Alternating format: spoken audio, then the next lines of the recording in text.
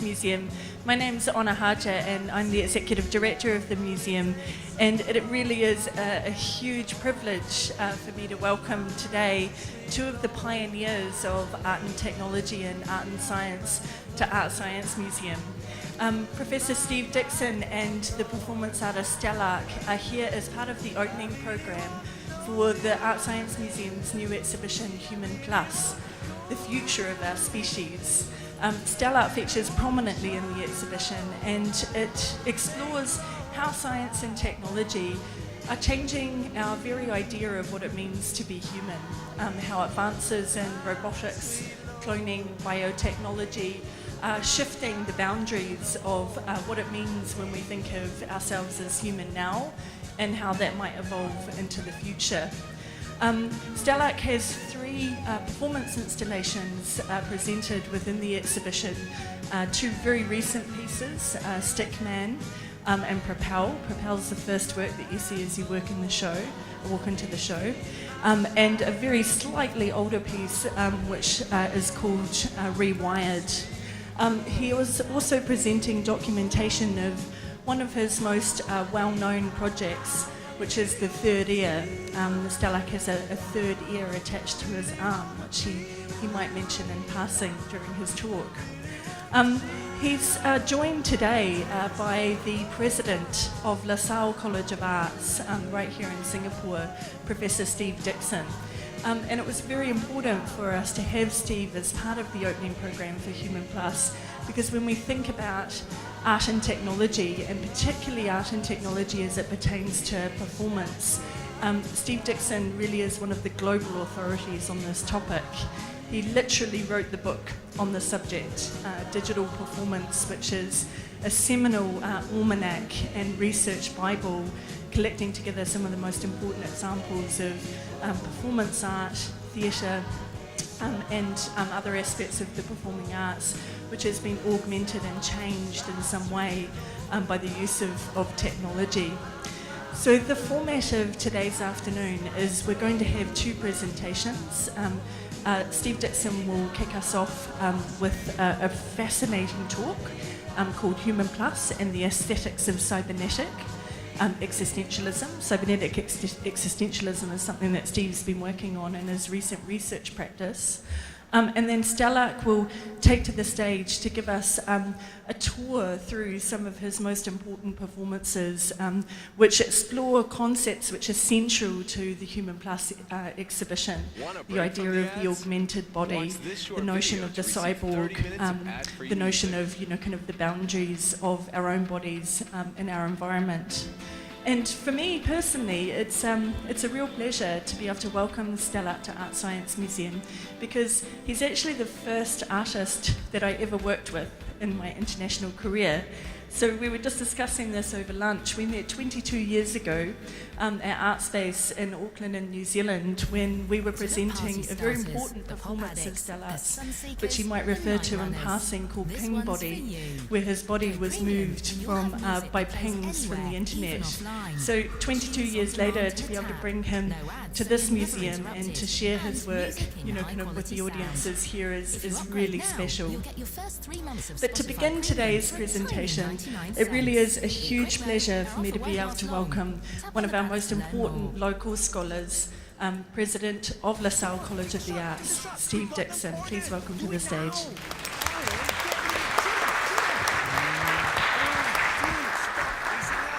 Thanks very much, Honor, and it's a real pleasure to be here and to be associated with the Human Plus exhibition, which is a really outstanding and really fascinating exhibition. Now, I'm going to talk today about a theory that I've been developing around the idea, as the title suggests, of cybernetic existentialism.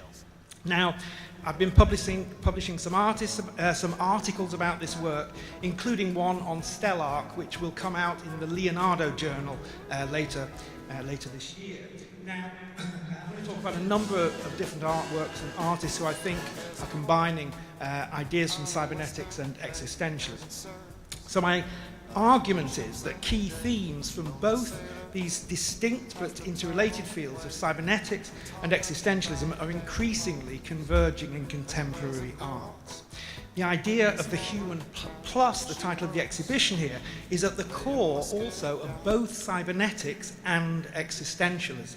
As you can see here, the two disciplinary fields share much in common. Both advocate openness, unpredictability, adaptation, evolution, experimentation, interactivity, boundary crossing, synthesis, and extreme forms of action and embodiment. Both emerged as distinct disciplines following key books in the 1940s, so these share historical time periods, and both had their heydays in the 1960s. They each exerted a real influence at the time, and they proved to be paradigm changing. This included the development of cybernetic art, which flourished in the 1960s, with various manifestations and manifestos, you can see here from Nam June Paik. And again, lots of different artworks celebrating cybernetics. Now, most prominent was the Cybernetic Serendipity exhibition at London's ICA gallery, which also toured later in the USA. It featured machines as quasi-autonomous art makers and computers as interactive agents that collaborated and performed with gallery visitors. So a music computer, for example, improvised on the tunes that visitors whistled into it. Another co-created haiku poems by incorporating some words selected by the participant with others that it chose sort of randomly from its thesaurus. This was 1968, pretty advanced stuff. Now, it marked a significant moment at the Cybernetic Serendipity exhibition when artworks began to be reconceived in terms of processes and systems rather than merely objects. Now, soon after, both fields began to fall out of favour and fashion. The visions of cybernetics as a universal science became crushed into a more generalized prefix of cyber, as Ronald Klein points out here. And later, it developed into a separate theory, if you like, that again drew from cybernetics post-humanism. Okay? And really the definitive book, Catherine Hales's book, is a book about cybernetics. Okay? So the word cybernetics is on virtually every page. Okay, now, existentialism's demands to assert freedom by actively resisting rules and social conformity had captured the countercultural imagination of the late 1960s. However, it lost its fervour and relevance in the more politically conservative times that followed. But now, I'm single-handedly trying to revive both of these wonderful fields and trying to assert their importance in our understandings of some of the most potent artworks of the last 50 years. Now, here are just some of the ones that I've been critiquing. I've published 3 articles at the moment. It will eventually be a marvelous book, I'm sure. Anyway, it will be a book. So these are some of the examples, and some of them are really stretching back. Some of these sort of telematic or link. This was actually funded by NASA funding with satellites conjoining Los Angeles and New York City. Orlan's work in telecasting live performances of plastic surgery operations. Orlan is again featured in the Human Plus exhibition. Mark Quinn's frozen head called Self. He's done it every 5 years since 1991. Jennycam. The first really viral phenomenon on the internet, a webcam with 25 million viewers a week at its height. Eduardo Cac, the first artist to implant a chip for art's sake. Yurik Lau, a colleague at LaSalle, who did some really, really interesting work playing with time. Gob Squad. Sun Wan and Peng Yu, to the really great contemporary artists in China. Blast Theory and their collaborations, Mixed Reality Lab. Louis-Philippe Demers, a really important robotics artist, again representing the exhibition and here at ADM at NTU. And Anish Kapoor, this wonderful installation, which I think is an expression of the existentialist idea of being towards death and being drawn into death, but also really cybernetic ideas of circularity. I'll go back to 1992, Paul Sermon's Telematic Dreaming. Artworks such as this use interactive and autonomous cybernetic systems to fuse two different spaces and bodies. It illuminates aspects of the existential condition and enables us to reappraise the nature of our dependence on others. As Heidegger puts it, the world is fundamentally a sharing with others, and Dasein, what he calls Dasein, or being in the world, is necessarily a Mitsein, a being with others. Now, Jean-Paul Sartre goes even further to emphasize the primacy of others, reconfiguring being with others into being for others. You are literally for others. And I think Paul Sermon's works particularly highlight this concept. Now, about 10 years ago, I collaborated with Paul to work with his ideas and to make more theatrical. My background is in theatre. And I'll just move on to a video clip of this performance that we created with some other collaborators.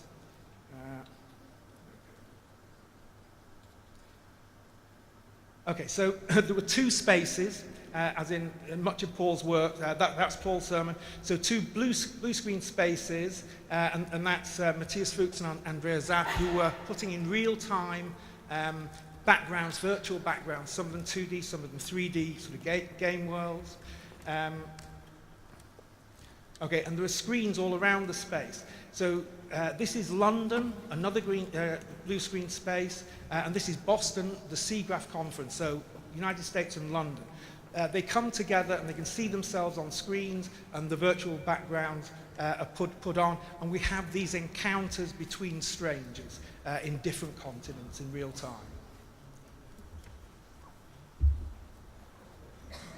You've got a firm handshake. Where are you? Well, this is a road we travel down often. We live somewhere up there. Yeah. But we're going down there. Perhaps we could go together. Okay. Und Heimlich is German for uncanny, and the existentialists pointed to the absurdity and uncanniness of the world. Via the internet, these uncanny interactions between strangers span thousands of miles and several time zones.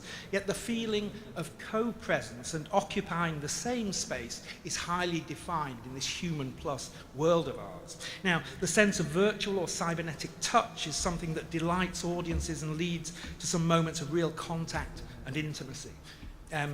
The piece explores how the presence of a virtual or telepresent body in front of us elicits our desire and will for an intimate encounter. In our human plus age, this now operates to such a degree that we become jealous of the telepresence, jealous of the virtual.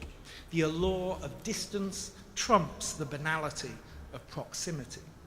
It's interesting to reflect that most people would never mount a real stage to improvise with flesh and blood performers, but here the sister character's virtuality encourages and enables it. Their bodies are rendered poetic and metaphorical, symbols of the always already ghostly and ephemeral status of the human being, which is ever searching for communion with others and for existential connection. My argument is that such artworks provide illuminations on the human existential condition and underline our increasingly cybernetic ontology in the face of advanced technologies. And Heimlich centers on the key existentialist notion that our very form, our very being, is nothing more than a relational property where we contemplate ourselves as nothing other than the result of perpetual transactions with the subjectivity of others. Sartre devotes 200 pages of his being and nothingness to a section entitled Being for Others, and declares, quote, "I am for others. The other is revealed to me as the subject for whom I am an object." For both cyberneticians and existentialists, the concrete approaches to being are defined by relationships with others, with wider networks and systems in cybernetics, and with other human beings in existentialism. Okay.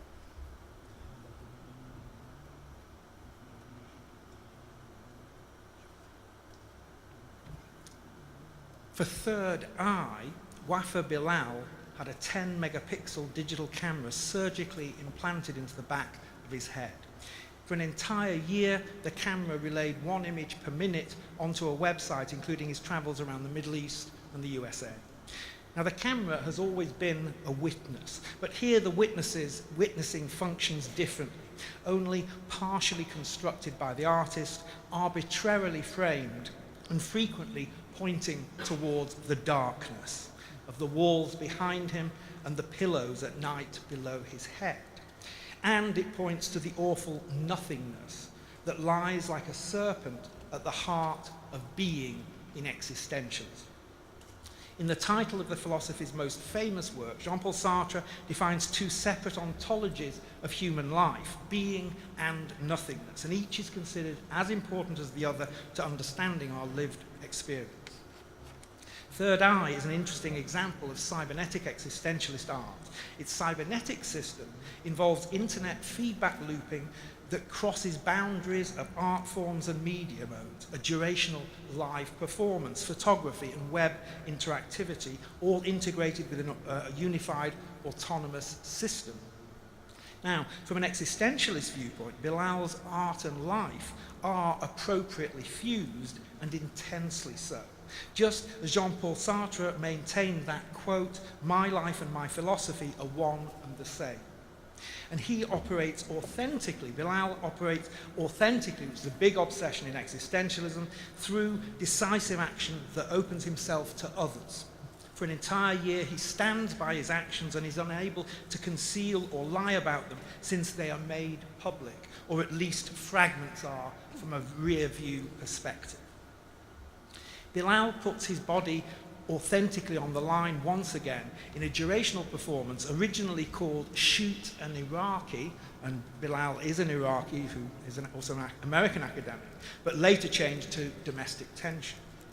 For 24 hours a day for 1 month, Bilal lived within an installation room in a gallery with a high-tech metal robot arm in the center of the space. During the month, his website had 80 million hits, and participants could rotate that robot arm like a POV first-person shooter game and, well, shoot him.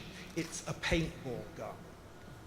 Now, the international interactive audience from 139 countries fired a total of 65,000 yellow paintballs at him, and many of them hit him.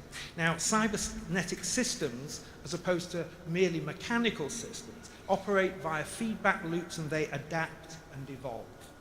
In Bilal's system, the audience participants' agency was extensive, and hackers were able to reprogram the gun, enabling a single mouse click to shoot a barrage of paintballs, like an automatic machine gun. Other users responded to protect Bilal, forming a collective to click continually to move the gun off target, and they worked 24 hours a day at this.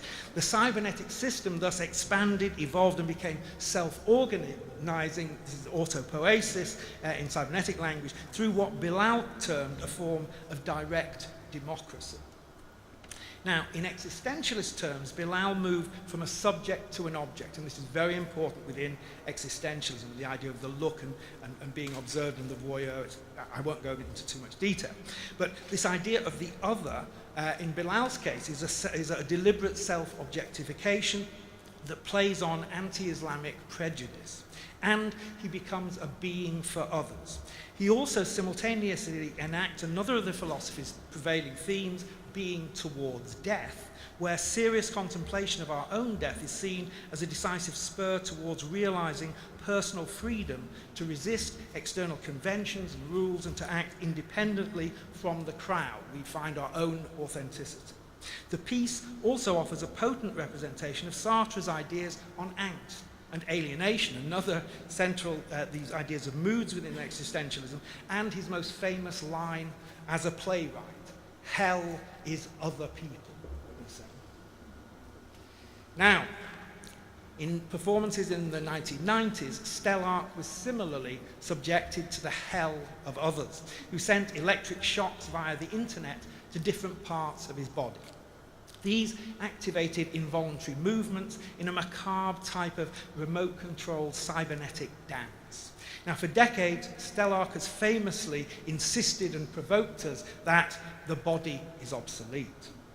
And he was therefore only too willing to submit his to being a body for others, like some animal specimen in a laboratory experiment. Now, these works revolve explicitly around old-school cybernetic command and control systems, and he has been explicit about the centrality of cybernetic systems to his work. Oops, there we go.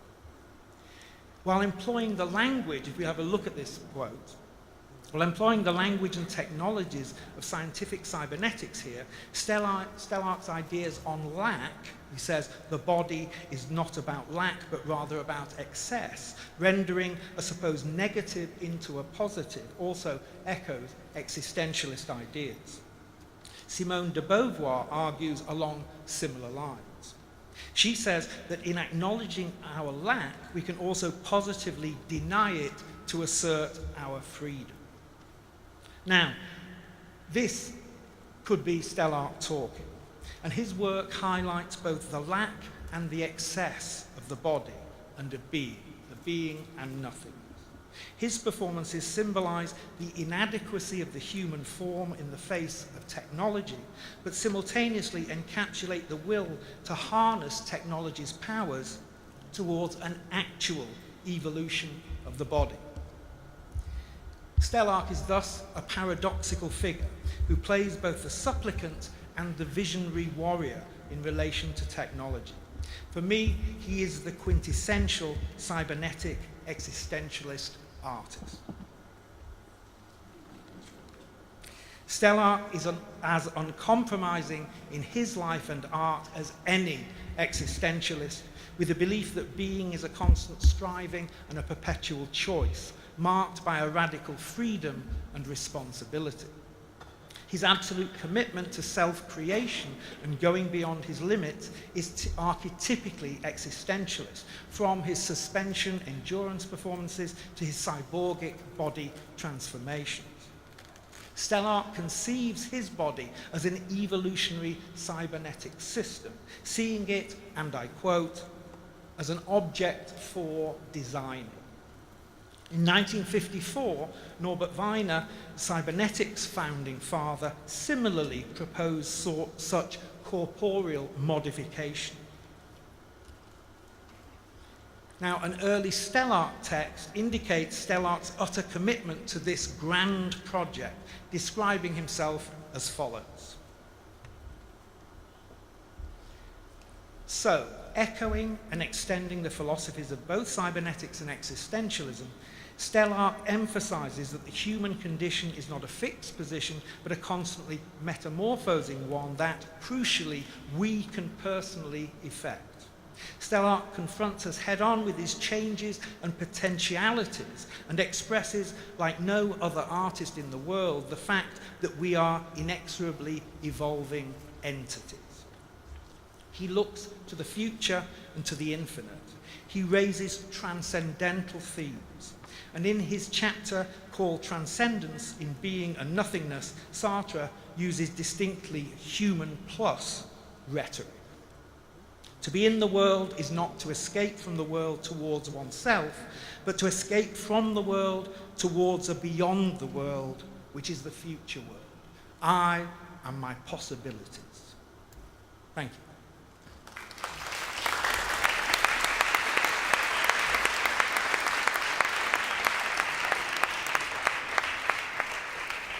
So now I have the great pleasure of welcoming this wonderful, amazing artist who's been a great friend for many years. Doesn't always agree with everything I write about him.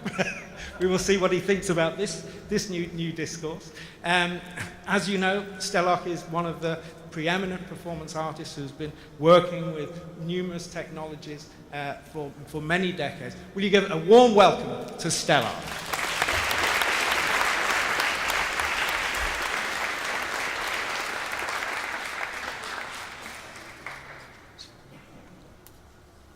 Thanks, Steve, for your eloquent description of my performances. And embarrassingly finding a much earlier text than I remember. So the title of the talk is Alternate Anatomical Architectures. All of these projects and performances experiment and see the body, as was indicated, not as an object of desire, but an object to redesign. And who best than the body modification community to indicate how that can be done?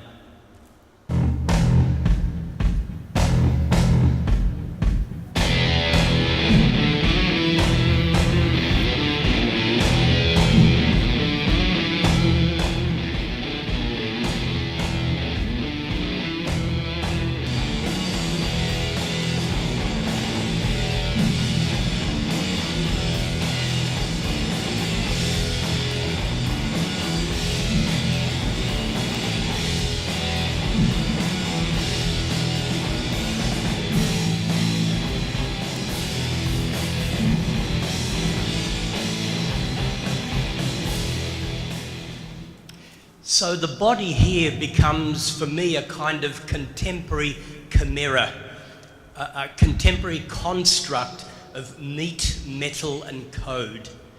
We are still biological bodies, and we perform with our own physiology, and our physiology determines the philosophy that we speak of. But we now increasingly are augmented by instruments, accelerated by machines, and we also have to manage data streams in virtual systems. The suspension performances illustrate the way that the body exhausts itself, realizing its inadequacy, its obsolescence, and the necessity for its redesign. Here the body is counterbalanced by a ring of rocks, spinning in a seated position, the stretched skin being a kind of landscape which indicates the gravitational field that we're immersed in. And although most of these performances occurred in private gallery spaces or remote locations, this performance was in over East 11th Street in New York. The body had a good view of the police cars that arrived after about 5 minutes, and the body was arrested, not for being naked, not for performing some sadomasochistic act, but rather being a danger to the public. We now know that we can preserve forever a dead body through plastination. And we can display these bodies in ways that we couldn't before anatomically. But also, at the same time, we can sustain a comatose body indefinitely on life support systems, whilst cryogenically preserved bodies are awaiting reanimation at some imagined future. So the dead, the near dead and the undead exist simultaneously at this point in time in our history. There's a blurring of what's alive and what's not, and a dead body can still have a material existence. And as well as a time of circulating flesh, we're also in a time of prosthetic flesh, fractal flesh, and phantom flesh. We can take organs from one body and reanimate them in another body. We can stitch the hands of a cadaver on an amputee, and those hands become operational. We can also have my blood circulating in your body tomorrow if you're O positive. And now bodies have prosthetic bits and pieces. A prosthetic hand, a prosthetic arm now can be wired into your nervous system directly. And this can be controlled via your brain and your muscles in an intimate and immediate way.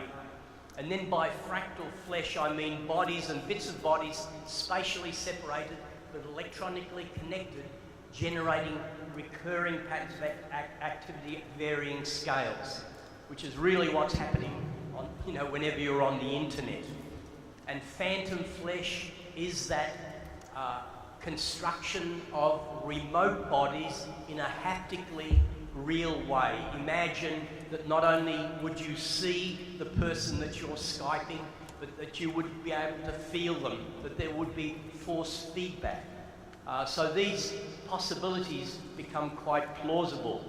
And it was a lengthy process of approximately 1 year to ensure that he met the true criteria to be the right patient for this transplant. And sure enough, he did meet this criteria.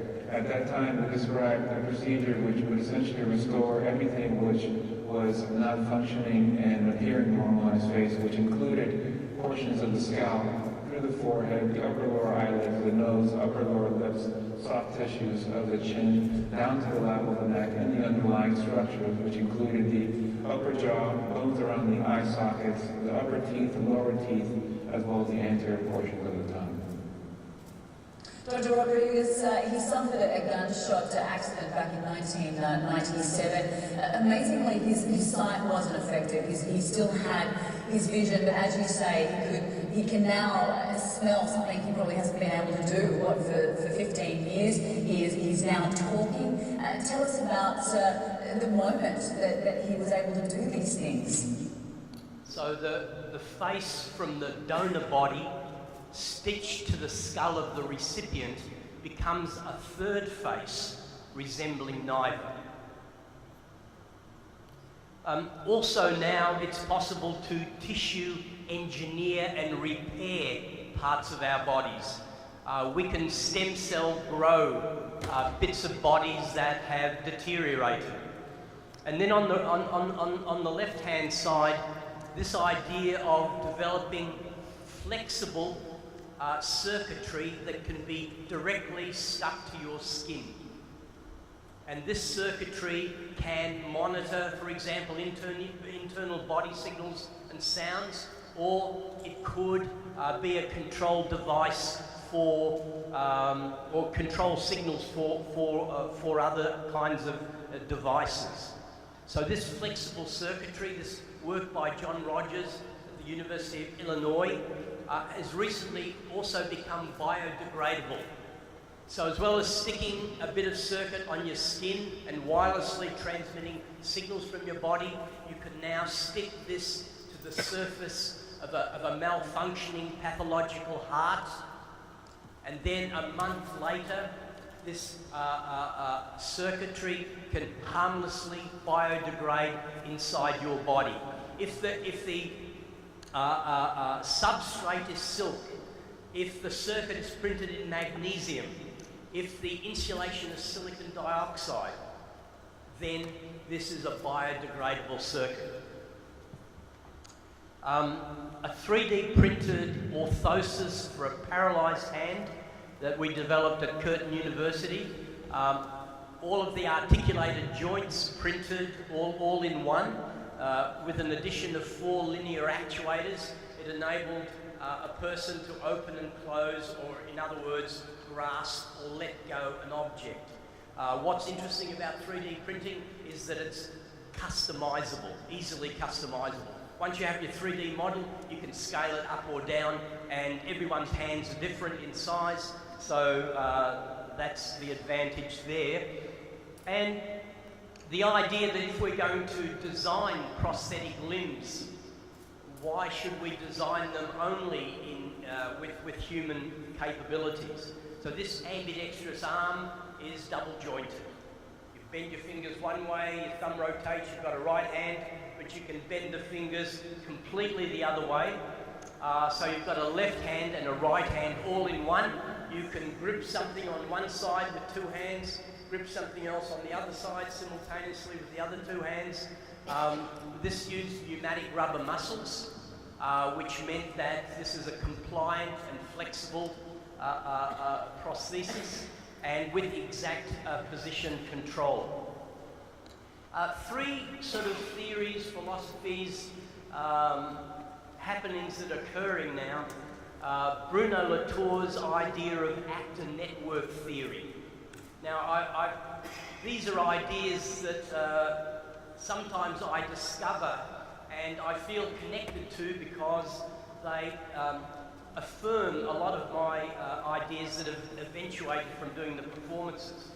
This idea of the equal treatment of human and non-human actors in a kind of generalized symmetry, and the idea that differences are being generated not with some essentialism, not because of something inside our heads, but rather these differences are the results that are being generated in network of relations that are going on all the time, not only with other people but with other things.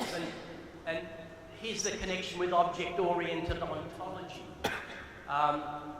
Here the primacy of human existence is kind of flattened, because human and non-human, human and instruments, human and objects, all of these generate these relationships and sensibilities that result in a kind of flattened ontology. So an object systemically is just as important as a body, as a bit of viral code. And then, of course, this sinks into the idea of the Internet of Things, as objects now are increasingly embedded with circuitry. In other words, objects can sense, objects get smarter. We may be in an age now of smart objects and dumb bodies. As technology gets increasingly smarter, human bodies become increasingly pacified and non-thinking. The first augmentation of my body was the third hand, and this was actuated by the electrodes on my abdominal and leg muscles, allowing independent movement of the three hands. So initially that third hand was a kind of visual attachment to the body. You performed with it, you moved with it, but as Steve showed before, I did learn to do some things like write with my three hands, each hand writing a separate letter at the same time. Because of the spacing of the three hands, I had to remember the sequence of letters because I had to write every third letter. And because this performance occurs on a sheet of glass between the artist and the audience, I also had to do it back to front. I only learned to write two words, evolution and decadence, because these are both 9-letter words. A performance using my third hand, but directing laser beams through optic fibre cable to the eyes, and by controlling the muscles around the eyes, you could literally scribble in the space. This performance was a performance where the body was wired in place, and this performance began when the body was switched on.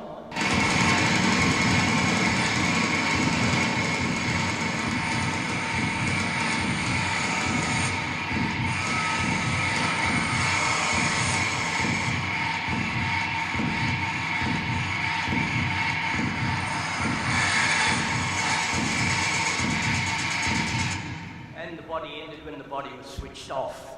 The sounds that you heard were amplified body signals and sounds, brainwaves, heartbeat, blood flow, muscle signals, and the sounds of the third hand. Another performance here in which my arm is extended by an 11 degree of freedom manipulator, which extends my arm to primate proportions. But whilst my right arm was extended, my left arm was computer controlled. 15 to 50 volts of electricity to the different muscle sites, and for 4 hours the body was performing on its left side involuntarily. Voltage in, involuntary movement, voltage out, controlling an extended arm.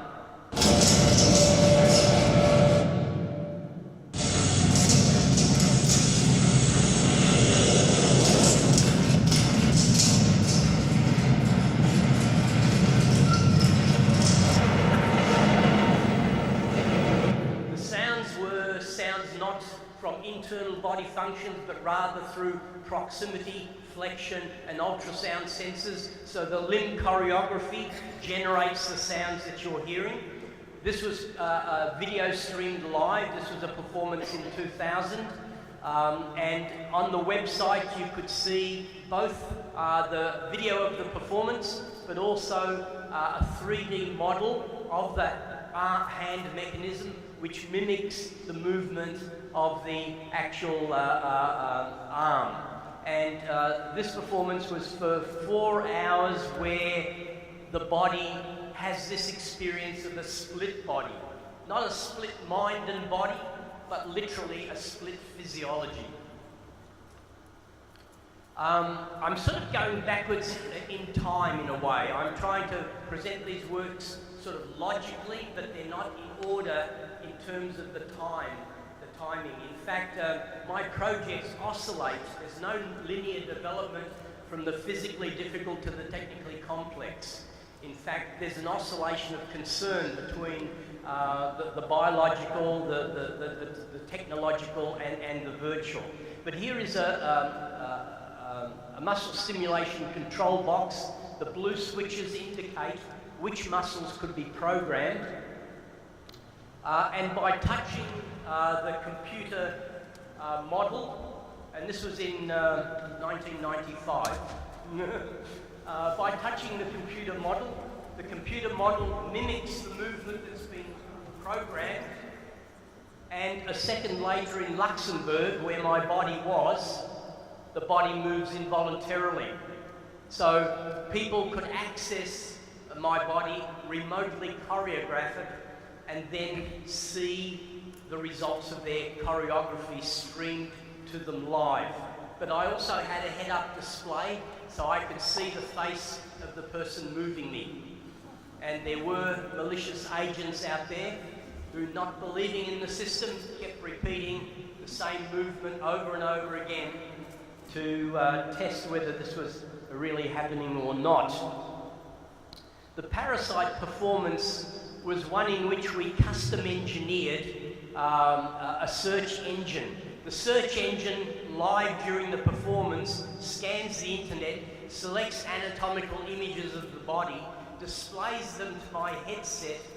The system analyzes the complexity of those images and then maps them to my muscles. So the image that I see is the image that moves my body.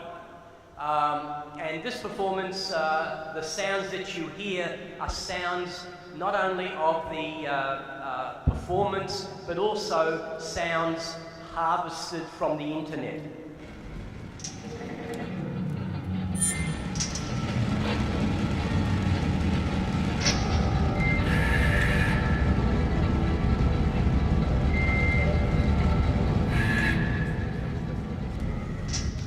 The other thing is that the video switching and video mixing that you see is actually being performed by the artist. Tilt sensors on my arms, legs and head turn the body into a video mixer and video switcher. So the headset enabled me to monitor the live video interaction.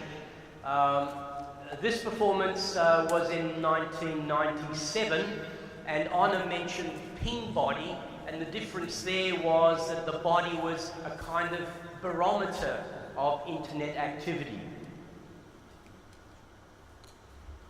A project that's only been modelled and has not been realised, but this is engineering a small robot, robust enough and small enough to enable it to climb up my tongue and into my mouth. I just have to be careful not to swallow it. I guess this is a sort of a gesture towards the increasing intimacy of our technology with the human body. Technology is not always going to be external to the body. Technology has already been inserted, implanted into the body itself, sometimes completely replacing body functions. We do not have an early alert warning system that something might be terribly wrong at a cellular level with our human body. By the time you feel the lump in your chest, it's probably too late. The cancer has metastasized. But imagine microsensors, nanosensors that could detect pathological changes in chemistry, in temperature, blockages in the circulatory system. Then you would be easily able to pinpoint and eradicate at a very early stage these pathological conditions. So the idea of, in the future, being able to recolonize the human body and augment its bacterial and microbial population with nanosensors and nanomachines is already a possibility. The stomach sculpture, though, was a project that was realised, and I designed a sculpture not for a public space, but rather for a private physiological space. This was a sculpture that was a worm, screw and link mechanism that could close into a capsule structure with the help of an endoscopist. We inserted this 40 centimetres into the stomach cavity. The stomach was inflated with air, and when the sculpture is in the stomach, the sculpture opens and closes, extends and retracts, has a flashing light and a beeping sound. So you have to imagine this is a simple robotic machine choreography inside a normally wet, soft part of your body. Here, the body is not a site for the psyche, nor for social inscription. It's a site simply for a sculpture. The idea of art being in a private physiological space becomes more and more seductive, especially when you realise that as technology gets smaller and smaller, the spaces in our body effectively become larger and larger to insert all kinds of artworks. In fact, imagine that you might be able to redesign the human body atoms up, inside out, with nanorobots. It would happen invisibly. You would not feel it, incrementally over a period of time, and you wouldn't know it until the surface changes begin to occur and your behaviour begins to alter. Another kind of soft body construct, but a very different one, with the collaboration of another artist, Nina Sellers. Both artists underwent liposuction to extract 4.6 litres of their biomaterial. This was inserted in an installation titled Blender.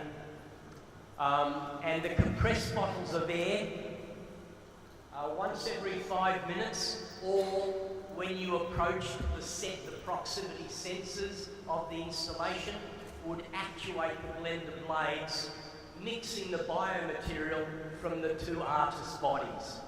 So this is a kind of the inverse to the stomach sculpture.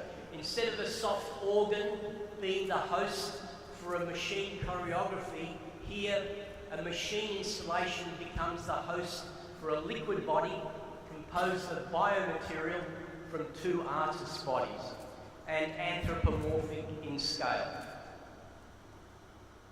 A project that was also not realised, a second skin project that was proposed for ICEA in Sydney, and unfortunately the biology department pulled out and we couldn't realise it, but it was a whole body incubator where we might be able to grow a layer of microbial skin, and this skin would be a kind of second skin.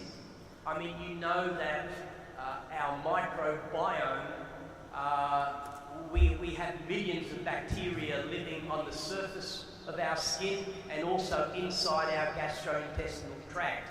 Most of these microorganisms are beneficial. But the interesting thing, of course, is that some of them can be totally fatal. In fact, the problem with the human body is that although it's a wonderfully complex evolutionary architecture, on the other hand, it's designed at the moment to live an average age of 80 years in good health, then it quickly deteriorates and dies. It's very vulnerable, soft, easily damaged, assaulted by microorganisms. There's a problem. And if you're already 70, it's serious. The extra ear project was a project that first imaged on the side of the head. And this project was a project that was interested in constructing a soft prosthesis. Instead of a third hand and an extended arm, what about constructing a prosthesis using your own skin, using your own cells? And after 10 years, because this idea was actually imaged in 1996, it took 10 years to find 3 surgeons to perform the surgery. And initially, the skin of the arm is expanded. And once the skin is expanded, you have a pocket of excess skin, and the ear scaffold can be inserted and suctioned. And over a period of 6 months, you get tissue ingrowth and vascularization occurring.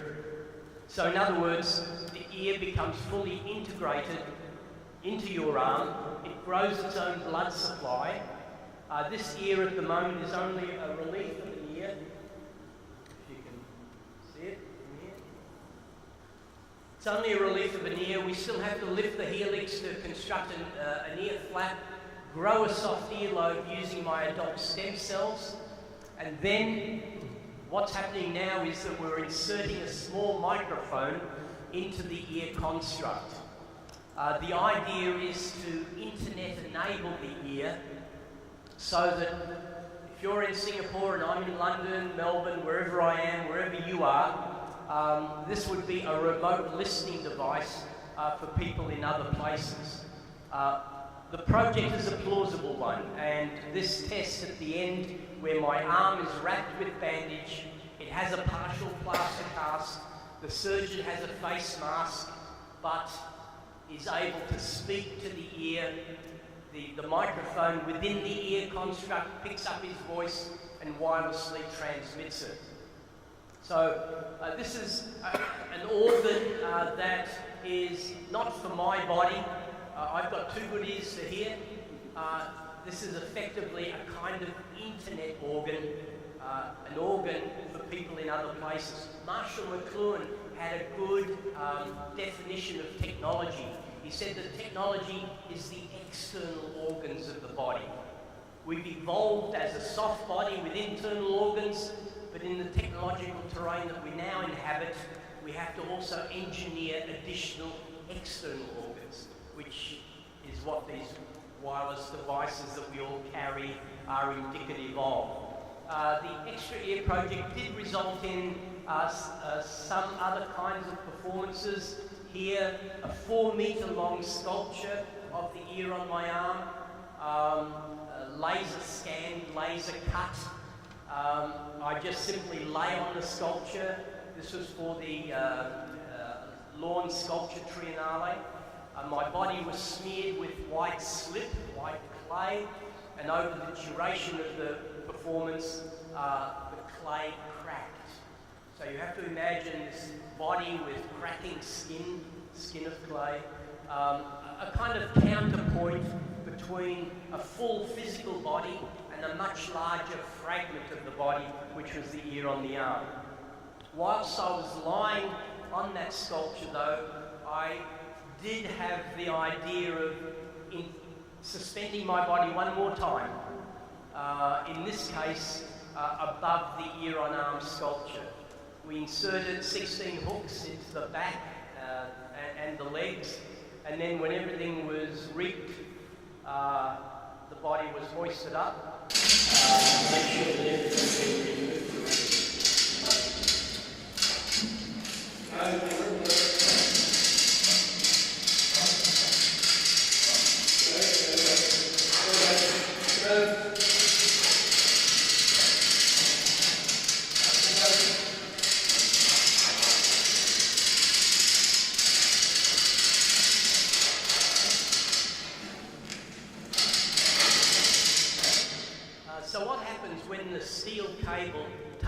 full weight of the body, the steel cable is braided.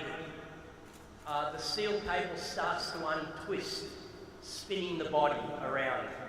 Now, I had anticipated this happening because of previous performances I'd done. What I didn't anticipate is that this went not for 5 minutes, but for 15 minutes. And when the body stopped, approximately in the same orientation where it was hoisted up, the body was lowered down. So this performance began when the body lifts off the sculpture, and the performance ends when the body is lowered down again. I've always been interested in the evolutionary and comparative anatomy of other insects and animals. Here we've constructed, with the help of F-18 in Hamburg, a 6-legged walking robot, robust enough to take the weight of the body. What's interesting here is the movements of the legs are controlled through the arm gestures of the body. So by making different gestures with the use of a controller, you can select whether the robot walks forwards with a ripple gait, sideways with a tripod gait. The robot can squat, it can stand, and it can turn on the spot. This was also a sound machine. The sounds that it was producing were also important in the performance. This robot is about 3 meters in diameter, but a robot that was engineered in Nottingham was 6 meters in diameter.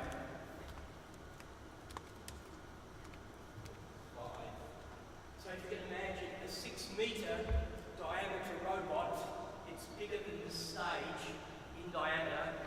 And we used pneumatic rubber muscles. These are rubber muscles. Steel cylinders this big would weigh 15 kilograms each. Rubber muscle this long weighs about 500 grams. You insert 4 bar of air pressure in the rubber muscle. It acts like a spring holding everything together. 7 bar of air pressure. The rubber muscle expands in girth, contracts 20% of its length. So it's kind of an anatomical muscle, effectively.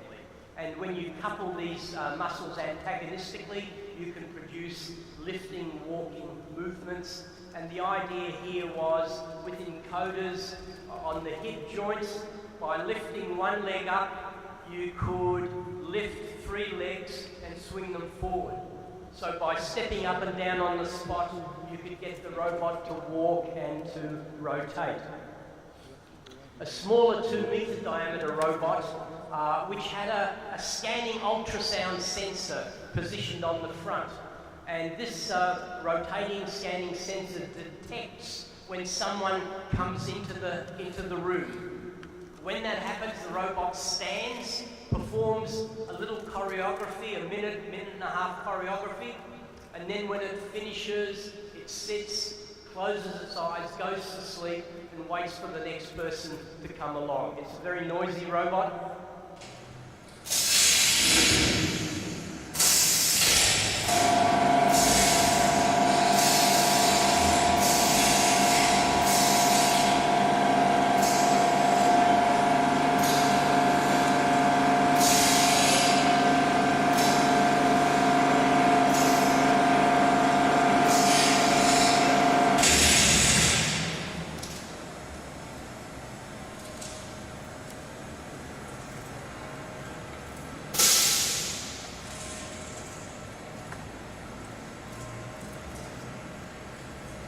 Now, the idea with this robot was to construct an actual virtual system where the mechanical movements of the legs would modulate the facial behaviour of the displayed head. One of the performances that is part of this exhibition is called Propel. And in this performance, the body is attached to an industrial robot arm.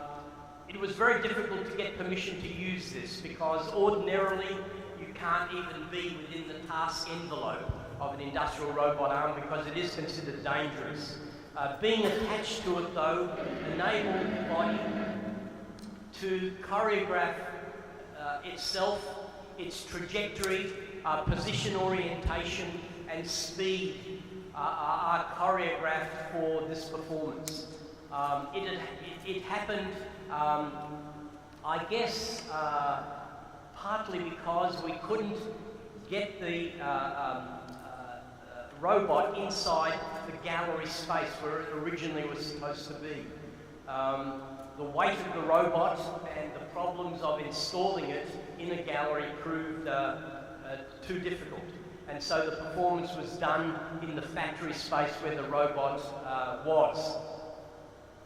It's interesting that with the performance, the suspension performances, the body was effectively a passive suspension, except for a couple of cases. Here, the body could experience different position and orientation in the space, and then when the body finished its choreography, it was replaced by a large ear sculpture, which was an ear that had been scanned from my ear. And the interesting thing about this is that the robot that choreographs the ear is also the robot that carved the ear. So the robot arm is effectively a 6 degree of freedom CNC machine.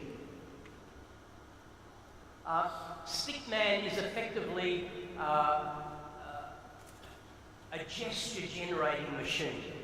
The performance that was done earlier this year involved a full body exoskeleton, very simple and stick-like in shape, that could generate 64 possible combinations of movements.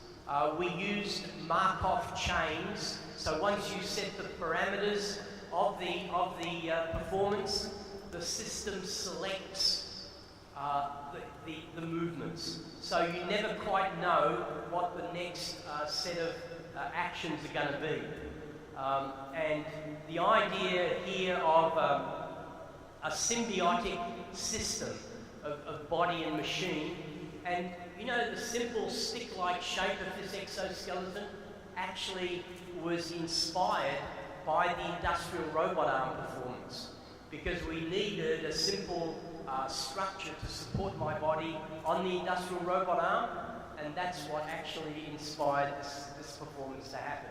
Although my arms and legs or leg was controlled, I could turn my body, generating changes in the shadow projection behind me, and also modulating the video feedback that was also projected behind the body. So it was a combination of being partly possessed by the exoskeleton and partly performing with my own agency. Rewired and Remixed was a performance that last year was done connecting Perth, New York and London. For 5 days, 6 hours a day, I could only hear with the ears of someone in New York. I could only see with the eyes of someone in London, whilst anyone anywhere could actuate my arm. So my vision was disconnected from my hearing, and my arm was disconnected from my body. But this performance I'm showing now is a more recent performance done for Eindhoven, the Media Arts Biennale, and I'll just play this because it's an interesting combination of sounds and movements.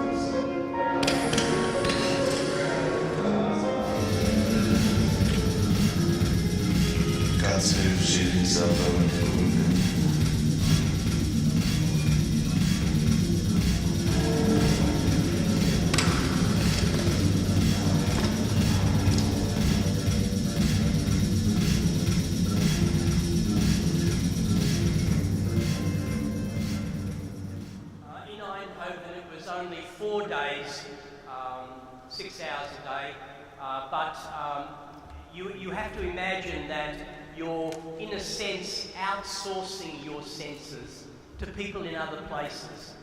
And they're streaming visual and audio information to you and streaming commands to your muscular system via the exoskeleton.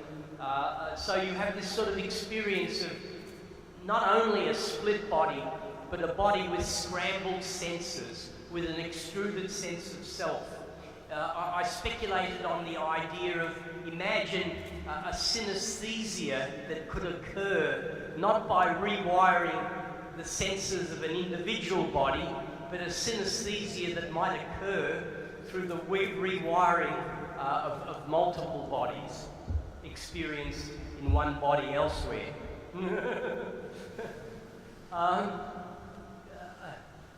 David Hansen robotic head, 32 micromotors embedded in flexible skin, generating an array of facial expressions that are very convincing, that generate, empathy in other people.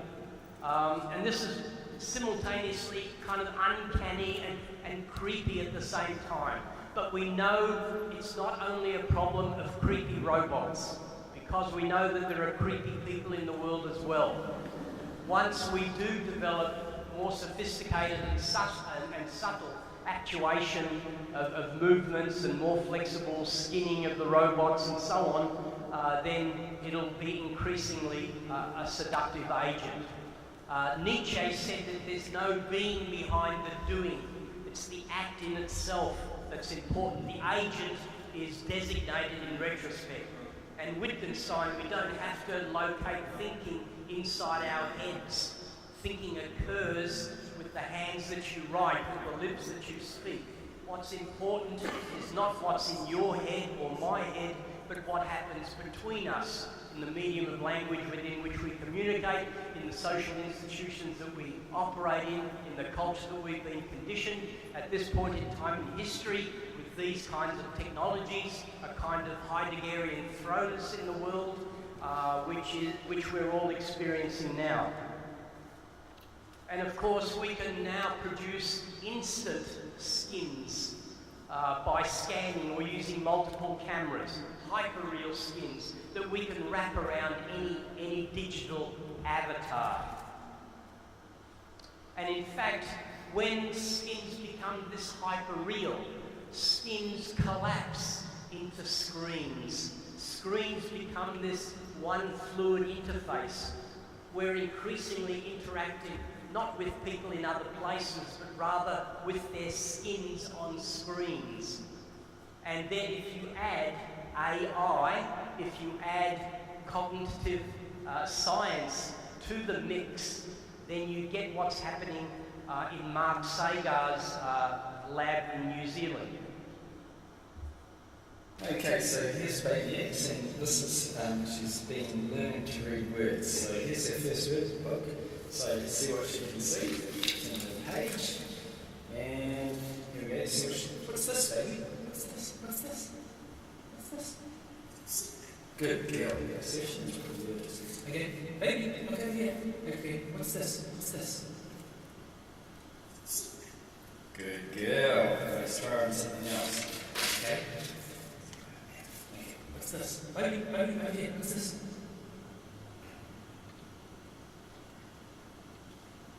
Baby, look at me. Look at me. What's this? Baby, over here.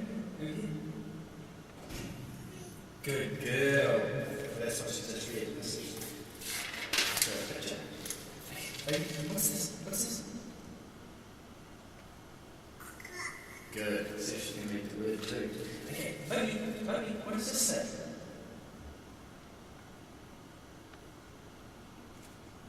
Come on, over here, look at me, focus. Baby, over here, what's this? Good. Okay, try something else. Baby, what's this? What's this? What does this say?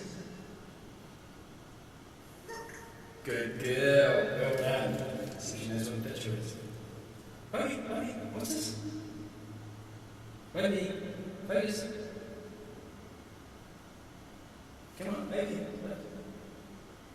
Baby. What is it? Yes, it is, man. Okay, well done, baby. Okay, good girl. Good girl. Okay.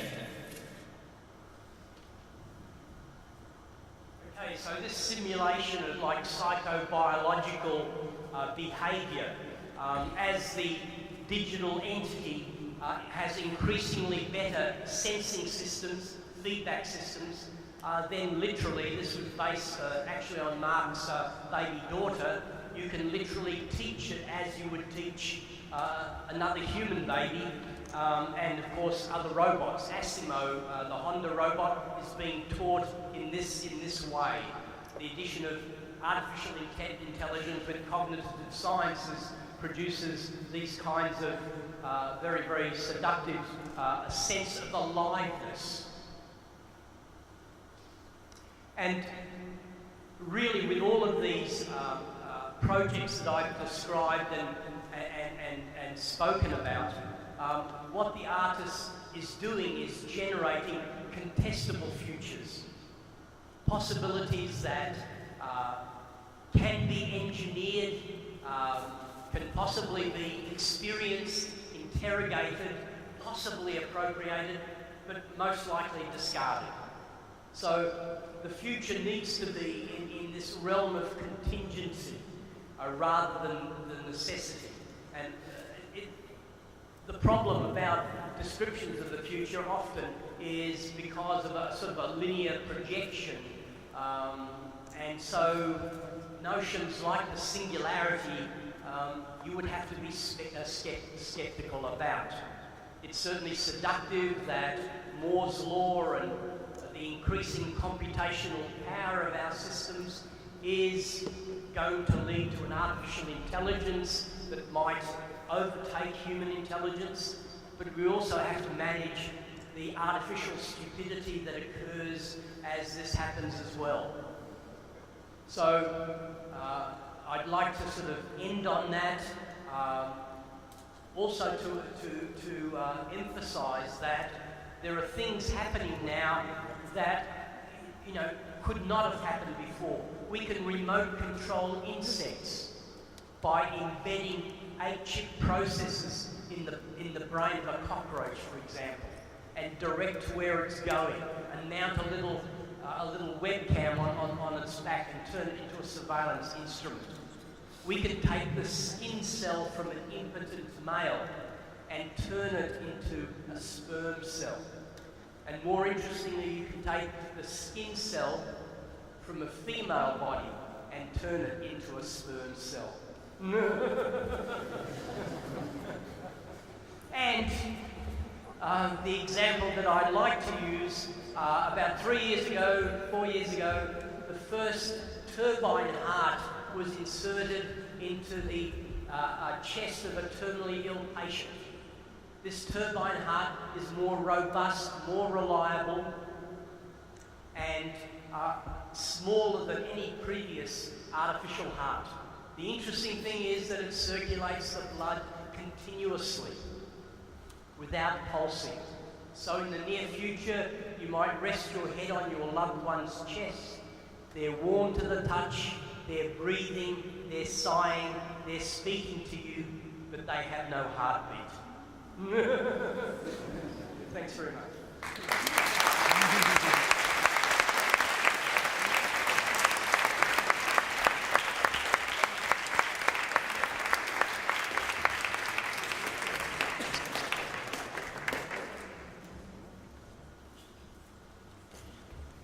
Wonderful, thank you very much, Stelarc.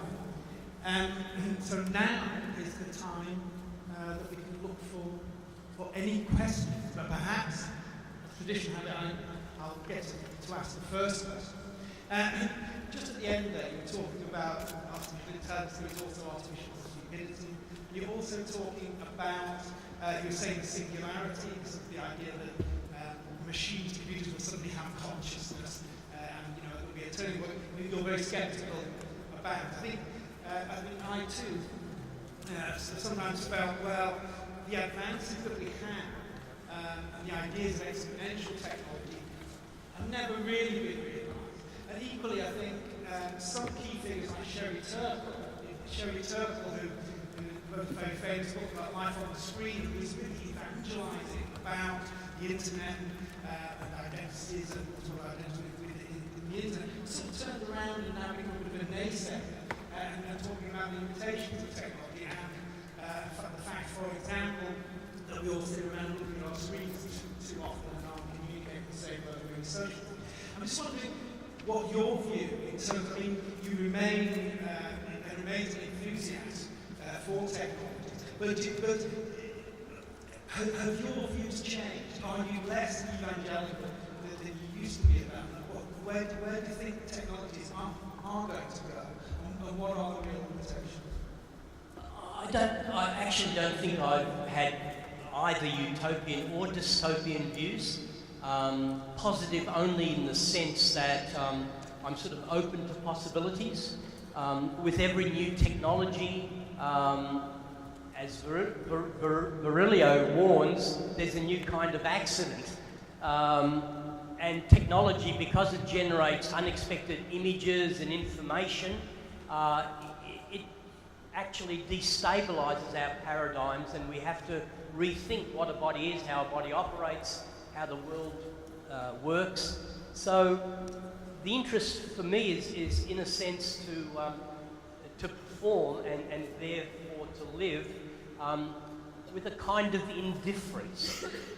And by indifference I mean performing without expectation, allowing things to unfold in their own time, in their own rhythm. Certainly they need to be interrogated. Certainly there are ethical conundrums involved with new technologies, but the problem is more a matter of how you harness and manage these new possibilities rather than have a dystopian idea of a singularity, for example, or and conversely with transhumanism, which is, you know, for me openly positive, these experiments are in alternate anatomical architectures, which means it's not really about enhancement, but more about experiments in the alternate, in trying to understand how other systems perceive the world. You know, how do insects and animals perceive the world? In a way, we all have our own belt. We all have we all sort of carry around our own sort of world in a sense. And of course, with animals and insects, they perceive differently, they operate differently, they manipulate differently. So the idea of an Umwelt, a world, like a task envelope, that's the more contemporary word. You know, a robot has a task envelope, an insect or an animal has an Umwelt, and I think that's what's interesting, to sort of examine and question all of these possibilities, not simplistically as enhancing and enabling, but rather in a much more experimental sense. Because anyway, what's an enhancement to you might not be for me. And why I mentioned the body modification community is it's all done within a realm of contingency. They choose how to modify their bodies. It's all done within the body modification community. There's no medical intervention as such. They split their tongues, they split their penises, they insert all sorts of implants, horns. To me, that's a community that best models a future of possibly redesigning of the body. Wonderful. Okay. So we'll open it up to the floor. So please just put up your hand. Yes. That's right. I think there's a microphone coming around, so. Hi. I thought I would just start with a more light-hearted question. I'm just curious, in your daily interaction with the world, do you think about technology all the time? Because I know there are some very successful chefs who, you know, when they go home, they don't cook for the family because, you know, they spend so much time in the kitchen. But then I was just wondering, you know, where your work, you know, involves so much experimentation and with technology, you know, in your during your free time when you're taking a break, do you still think about it, or is it, you know, you separate your work and the kind of like free time that you have? Thanks. Yeah, well, you know, in some ways, all of these performances and projects really expose what's happening now to everybody. Everybody is performing to a certain degree involuntarily, and they're performing remotely, and they're performing interfacing with screens. So all of these, and performing in disconnected ways, and performing, outsourcing certain tasks, you know, to other people in other places. So we're all doing it, and we're all doing it in different ways, perhaps in much more subtle ways than the performances kind of project. So it's not a, you know, I've always thought that the human body is simultaneously a zombie and a cyborg. You know, we've always been zombie bodies because we always have performed to a certain degree involuntarily. Our behaviour is determined not through choice and free will and but more through the environment, through the social institution, through your upbringing, your culture, and so on. But we've already become cyborgs because we're already prosthetically augmented in some way or another. So we fear what we have always been and what we actually have already become.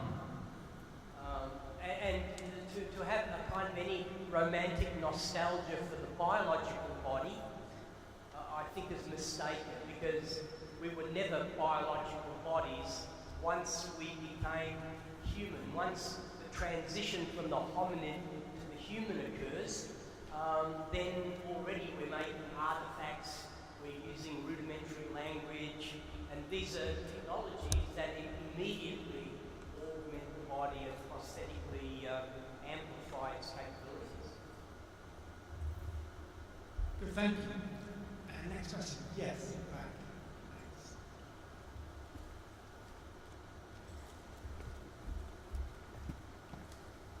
Hi, just curious because it brings to mind a lot of sci-fi movies for me. So like Blade Runner, Ghost in the Shell. I was just wondering if you have any particular inspiration, or if any particular films brings to mind what is the possible futures that we could face. Yeah, I mean, like most people, I do enjoy going to science fiction movies. Having said that, there aren't many good ones. Most of them, you know, are kind of, they don't really project any real alternative scenarios about the future. I mean, I think seminal movies like 2001 and Blade Runner, they're two movies that kind of stand out. But I mean, I'm not a Star Wars or a Star Trek fan, although I have a story to tell. I did a collaboration with Oron Katz, who's also a part of this, and we worked together growing a small replica of my ear. And this was an ear, a quarter scale, my ear. We used a biodegradable scaffold. So it meant that as the cells grow into the scaffold biodegrades, and you're left with a lump of living tissue in the shape of an ear, rudimentary shape of an ear. And this was going to be exhibited in the National Gallery in Canberra. But Oren had to bring it from Perth to Canberra, but it had to be kept warm, or at body temperature, to stay alive. So the solution was to wrap it up and stick it in his undies. So this ear has been to places where no other ear has been before.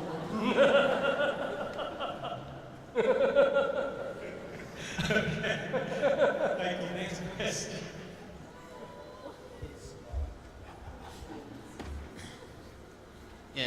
In a lot of the discussion that both of you have engaged in, there seems to be a tension between an old-fashioned individualism and a distributed intelligence or set of intelligences.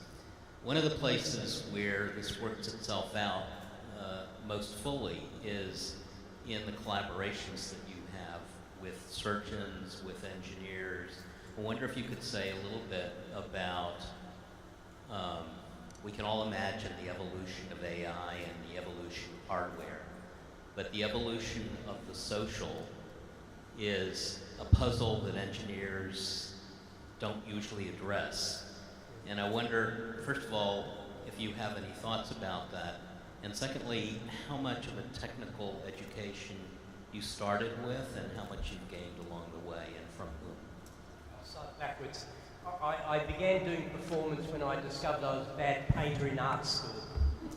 So I had really no technical or engineering training, except the hands-on in working on the third hand and the other projects as well. But I've always needed assistance in programming, in more sophisticated engineering. I mean, I guess I'm more of a sculptural. I have more of a sculpture background. So, for example, the stomach sculpture, although I came up with the design of it, we in the end had to get a microsurgery instrument maker to make some of those components, which were so small, they had to be made under magnification. So with all of these projects, there's always technical assistance. And with the surgeons, it took 10 years to find 3 surgeons to assist. And even during the second surgery, one surgeon was overheard saying to the other 2 surgeons, well, maybe this is a work of art, but if it is, we must be the artists. And that's, half right, okay? But of course, an artist generally initiates the idea, drives the idea, and that would never have happened without the initial artist's intervention. But as a performance artist, you have to take the physical consequences of your ideas. Ideas are easy. You have to actualize these ideas, and that involves engineering and other aspects that I don't have all the skills for. I know enough and know enough state of the art to know what's plausible, what's possible.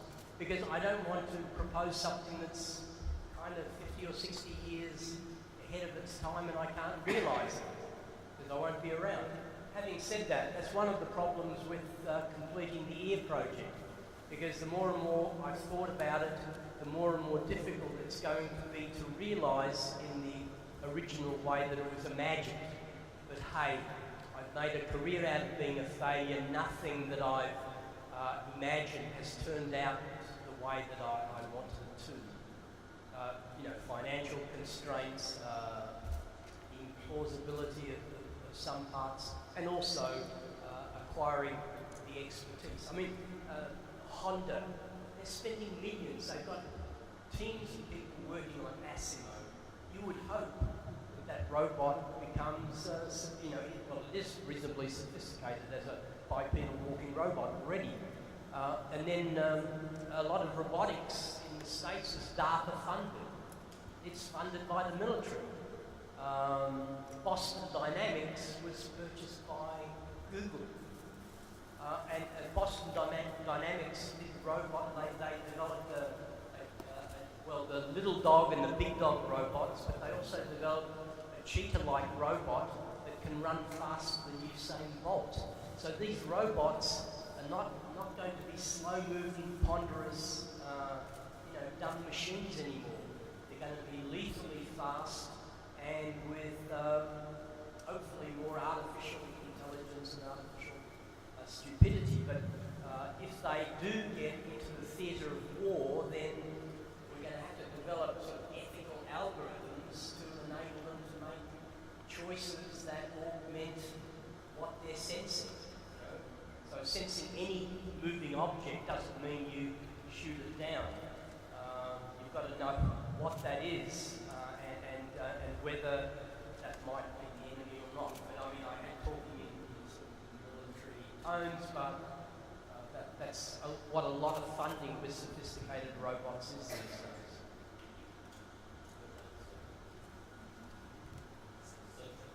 Oh, the social. Well, I think this is the, in a way, the most problematic in terms of how we see things develop. I mean, I'm really seduced by actor network theory and object-oriented ontology because it makes you think of the body in a different way. You know, it makes you think of the body systemically, interacting with other bodies, other objects, other things, algorithms, and so on. And it's really this interactive complexity of play that determines a particular outcome. So I think when you spoke about individualism, I think it's more about individuated bodies. You know, because the kind of, we've spent like 5,000 years or more on exploring the psychosocial kind of pathologies of the human body, but now we have the instrumentation where we could seriously consider the possibilities of redesigning this wonderfully flawed body. We have, I think, 150,000 kilometres of nervous system wired into our bodies. That's wonderfully, wonderfully complex. We have organs inextricably connected to other parts of the body, but if one part malfunctions, you can't easily replace it.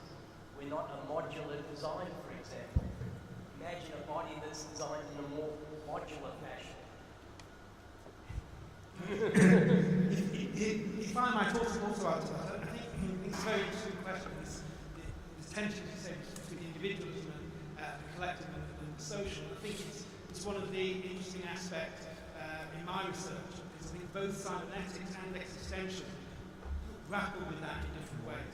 Now in existentialism, as I try to outline, it can be a very individualistic and solid system, okay, where you're self-obsessed. It's saying, forget society's rules and regulations. It does say, you know, don't start killing people, there are ethics, if you like.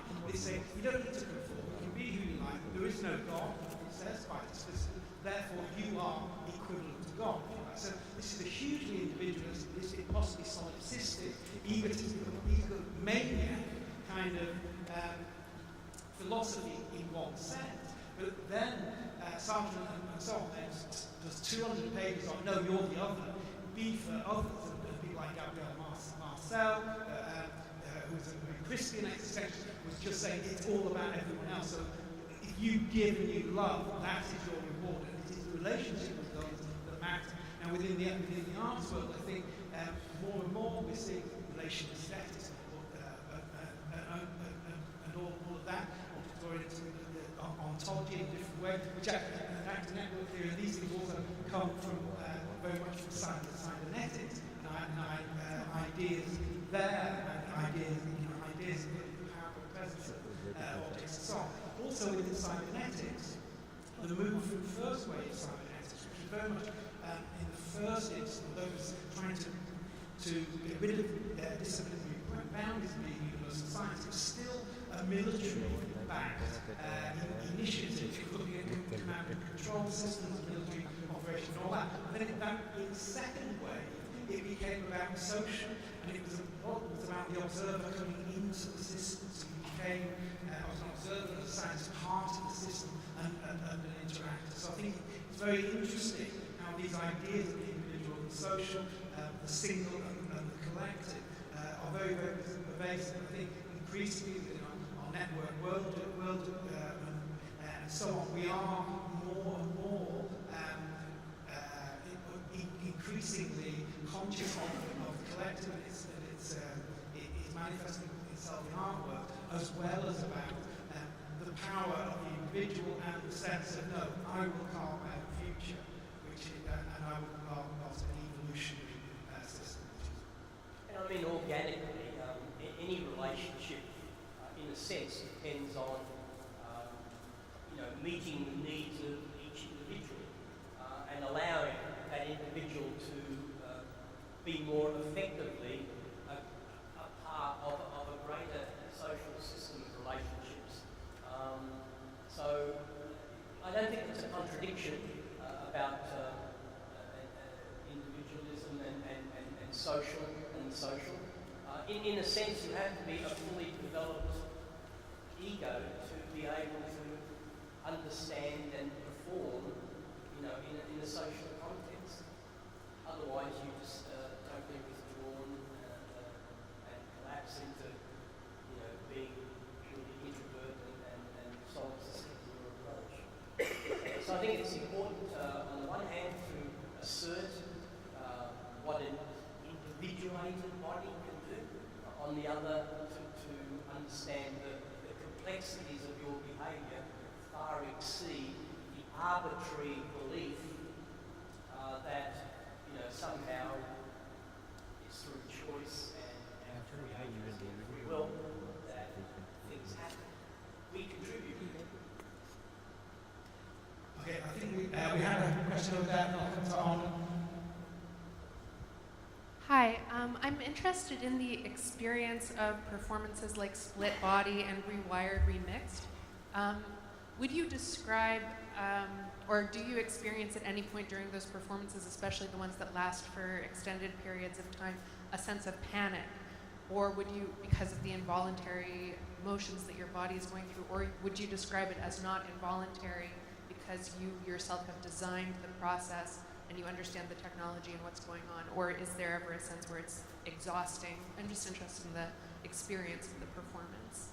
Yeah, I guess being the person who structures the performance, in a way, then allowing yourself to undergo whatever happens, it is a different process than me trying to shove a sculpture inside another person's body, which would involve multiplication of concerns and ethical issues and so on. So the fact that this body becomes a convenient site for its own experimentation means you can bypass some of those institutional dilemmas. But I have to say that the problem, and we've discussed this before with Anna and some other friends here, the problem with the art science paradigm, which is again a seductive paradigm, but the danger with that is that you get artists doing bad research and scientists doing bad art. I mean, Mandelbrot, for example, insisting he was an artist because he generated these beautiful fractal images. So whatever we do is highly contextualised and depends on a particular expertise. Otherwise, it's not what it's said to be.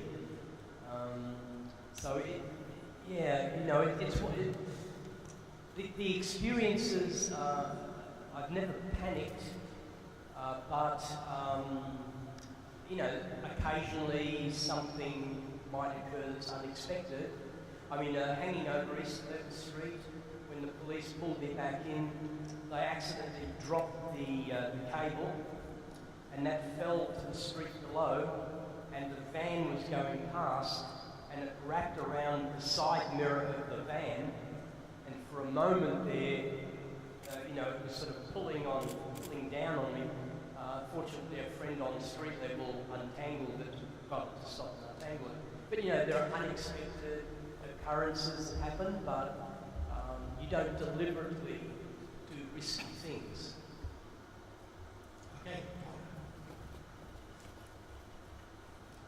Actually, it's a similar question, but it's more, and it might be something that both of you want to address. It's around the the quality of endurance, endurance of inconvenience, of potential panic, you know, but also pain that, you know, comes through your work and that of other performance artists as well. And I just wonder how you've come to manage that and deal with that within your practice over many decades, and whether or not it's something that you think about or even train for when you're doing performances which require immense physical endurance and and kind of pain tolerance. There wasn't any particular kind of method to cope with these things. Of course, they sort of happened incrementally. I mean, I did a series of early on of sensory deprivation, physically difficult performances, for example, sewing my eyelids shut and my lips shut with surgical needle and thread. I didn't eat for a week, I didn't drink for a week, my body was tethered to the gallery wall with hooks into the skin. That was the performance I did before the first suspension performance. But there was no method, no training. Again, I think, I'm a coward in a dentist's chair. I'm scared of heights, quite honestly. So again, I think if you're the one who's initiating the action, if you're the one who's structured the performance, you know, in sort of a Nietzschean way, there's a point in time when thinking and planning stops and the performance begins, and then you do it, accepting the physical consequences. So no method in the madness. I think I must be, because I'm really immersing myself, I can only think about cybernetics and existentialism. So in relation to those, within cybernetics, often you are trying to set up systems and organisms that you just keep going, because something new will happen, something else will affect, a feedback loop will make something new happen, which makes the system evolve. So that's part of the philosophy of cybernetics and why I think artists are interested in unpredictable interactive activity and some of the works that I was talking about. Look on through history in terms of participatory works and so on, new systems that evolve. Within existentialism, it's very interesting that certainly Sartre talks endlessly, actually, about torture.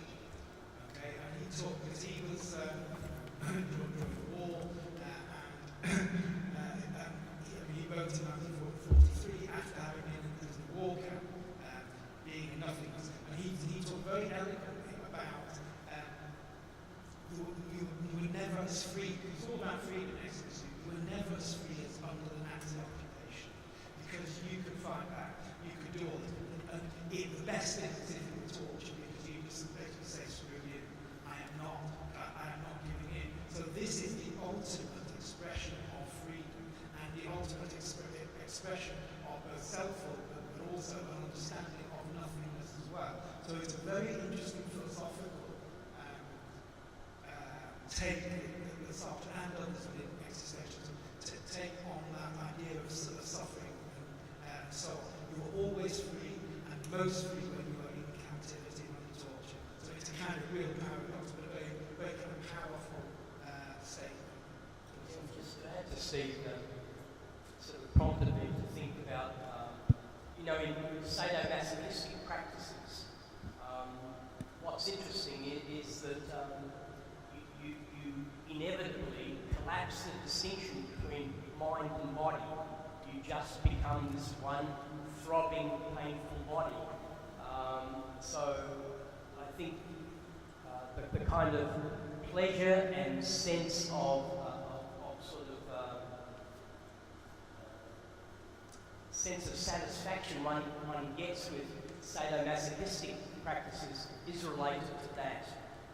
That it's not an act of reflection at the time that it happens, but rather an act of intense stimulation. And as I think I mentioned, I did 150,000 kilometers of your nervous system wired into your body. You stimulate that, you're either going to feel extreme pain or extreme pleasure. Yes. Sorry, down here. Sorry, I missed the person at the back. Put your hand up. Again, I will get you to the next question. What happens to your sense of self when you perform these performances, basically, especially when you're remotely controlled partly, and partly you're enhanced by the robotics? Do you feel more artificialist, sort of, what was the term? Artificialist to it? Or do you actually feel more enhanced and actually feel as an artist in charge, very much aware of what the performance is about, and actually even sort of more creative in the moment? The way that I would describe that in terms of is to say that I don't feel anything. I'm very skeptical about using words like feeling, emotion, because these are words, and these are words that have become kind of romantically nostalgic, connected to the human condition that we kind of want to perpetuate. And I'm not. I think the human condition is wonderful in many ways, but it's also capable of cruelty, of killing, of absolute mayhem. I try to do these performances with, as I said, with indifference, having no feeling, having no expectation. I can say that these performances are not meant to generate meaning as much as they're meant to be displays of sensation. Art as affect rather than art as information.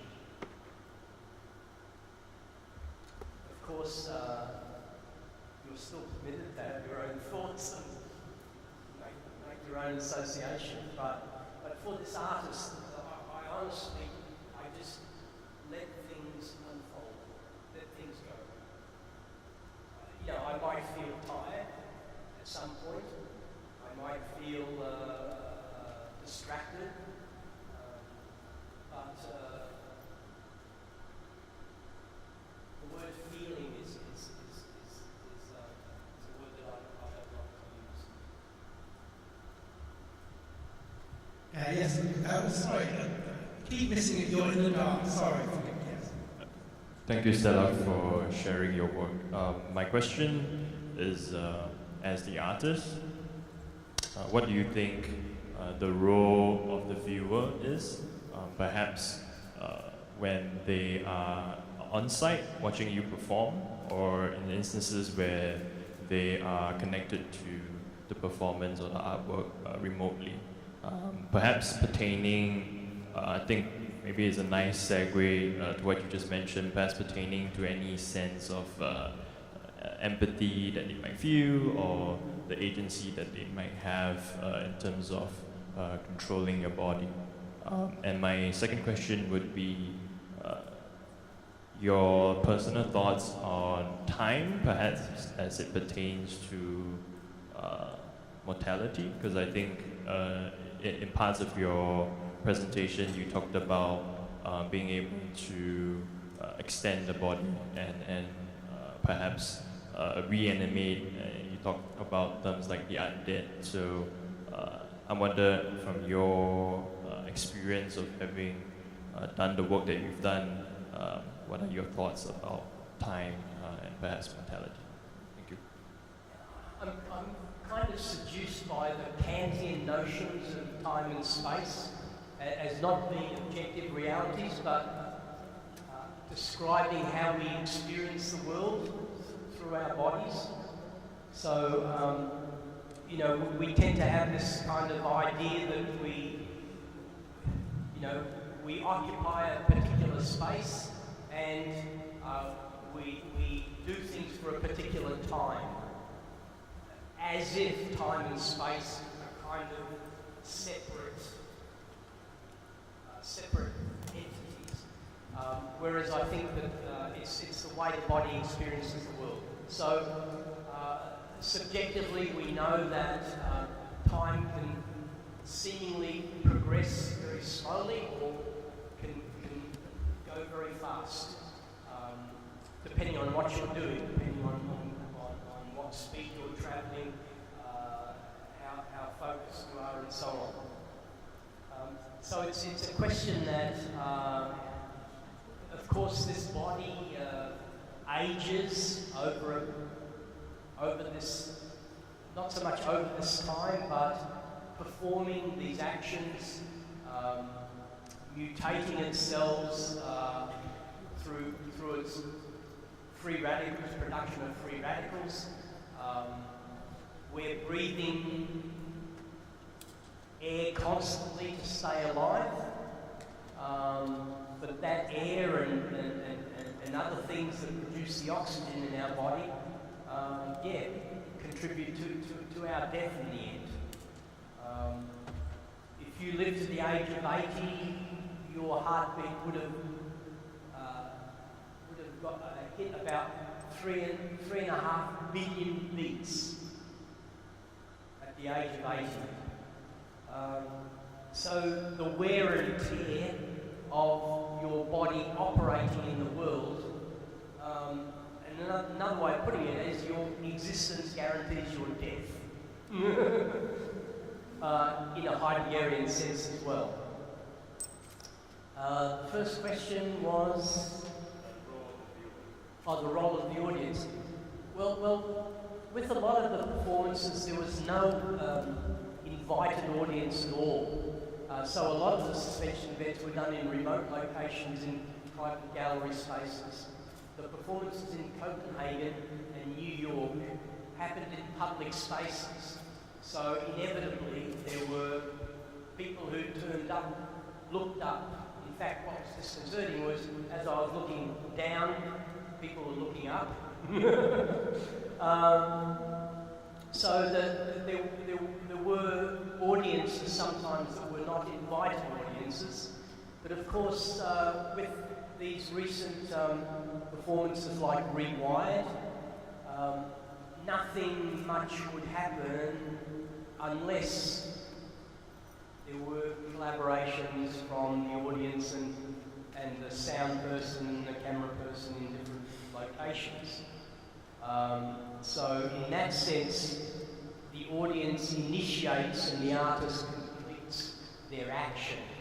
And it's as if they're projecting their desire to another body in another place and getting it to move how they like to move.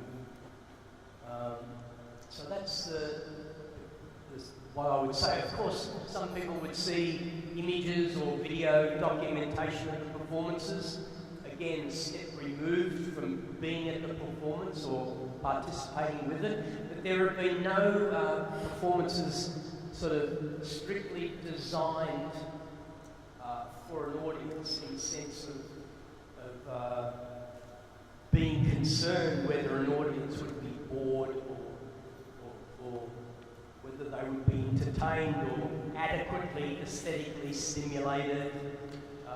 The action is designed, the performance unfolds, and if the audience participates, that's great. Okay, thank you. I think one more question. One more question? Yeah. Hi, Stella. Hello. Hi, Stella. This is Jason from Malaysia here. Could you talk to us more about your performance? Was it remixed where you get feeds from different locations, like your senses and your... So when you were going through that, which sense did you think you had most agency with? And how did you recalibrate after 4 hours? Was there one sense which you had to anchor yourself in more than the other? Maybe you could talk to us about that. No, I guess that is a good question because, you know, our eyesight, of course, occupies a lot more neuronal interactivity than other senses in our body. But you know, what happened was, I think, a slippage between one or the other. So, for example, I might, through the eyes of someone else, I might be riding a double-decker bus. But then if something happens acoustically that's more interesting, then my attention would be distracted to the acoustical side. For example, there was an instance in the Rewired video that's here, that I was on a double-decker bus, and then all of a sudden I was in a Chinese cafe in New York, and one friend was speaking to his partner, and it was stereo sound, and there was Lauren in my left ear speaking to Nina, who was responding to my right ear, and that was, that was a moment whereby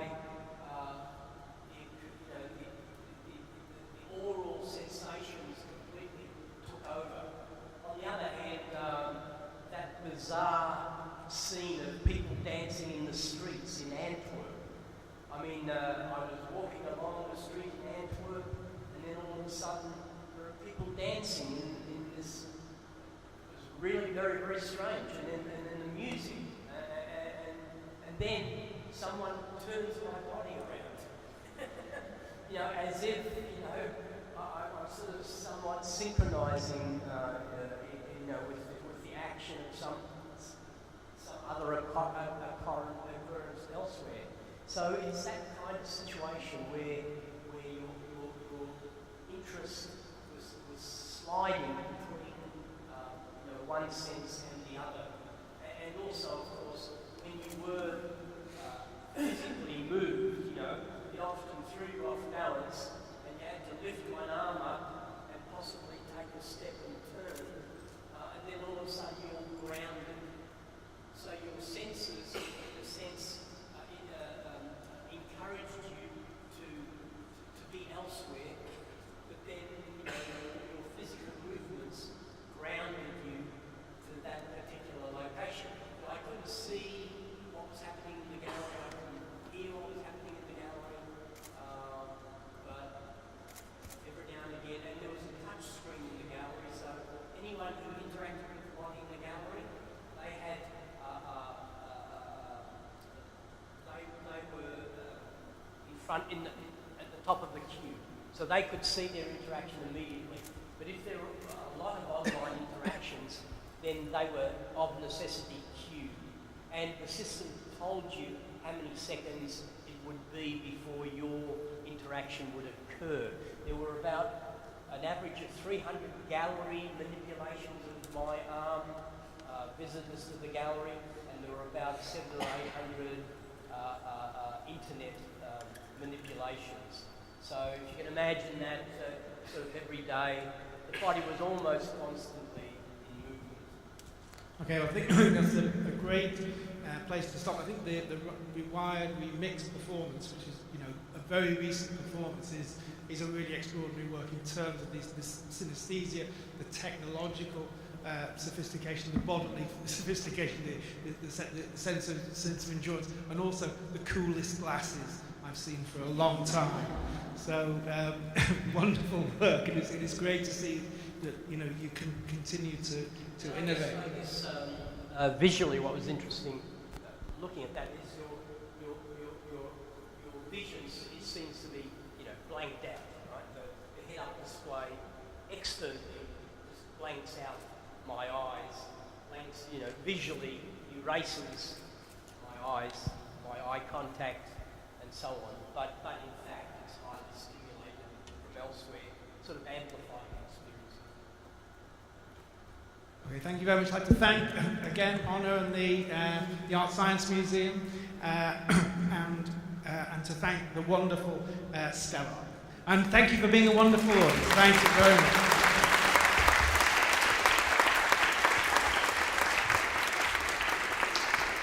Thank you all very much for being here today for the second part of our opening program of Human Plus, the Future of Our Species. Hopefully this incredibly inspiring kind of set of provocations from Stelarc and Steve Dixon have inspired you to go and see the exhibition. It's on downstairs and it will be running until October. And this, of course, is just one of many programs that we run at Art Science Museum which are exploring the intersection of art and science. And I wanted to give you a heads up about two that are coming up next month. Our next Art Science Late is a new commission by Singaporean sound artist Zul Mahmood, and it happens on Thursday the 15th of June. We warmly welcome you to come and see Zul's latest work. He's always amazing, and this is going to be a site-specific piece just for here. The following day, on the 16th of June, Friday, in the evening, we are incredibly excited to be welcoming the Astronomer Royal, Martin Rees, to Singapore. He's here as part of our Art and Science of Space season, of course, which right now is rooted in the Universe and Art exhibition downstairs at level 3. So if you want to hear one of the great scientists of the world, and certainly one of the kind of the greatest minds in astrophysics and astronomy, then be back here on Friday the 16th. But today it's all about kind of celebrating one of the very key figures in art and technology still working today, Stelarc. So another round of applause for Stelarc, please.